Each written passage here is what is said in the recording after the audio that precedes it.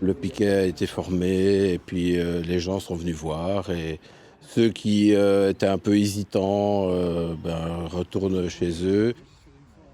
On participe à la grève, on a bien sûr déposé un préavis, mais nous n'étions pas pour le blocage. Donc on avait l'idée aussi de laisser les gens qui voulaient travailler sortir. Aujourd'hui, il n'y aura pas de bus dans les 3 dépôts qui concernent le Brabant wallon, donc le dépôt de Chastres, Bollers et Jodogne.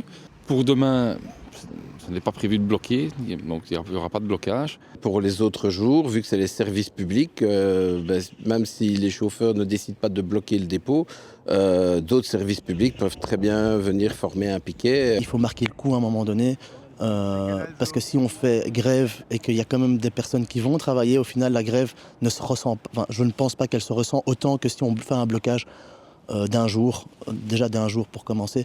Si on fait un blocage d'un jour, je pense qu'il y a un plus gros impact et tout le monde est concerné à ce moment-là pour l'avenir de chacun, hein, au final. Ce matin, il devait y avoir plus ou moins 15 chauffeurs qui voulaient travailler. Sur combien? Sur 63. Donc demain, c'est à peu près, on va dire, une 15 ou 20 grévistes.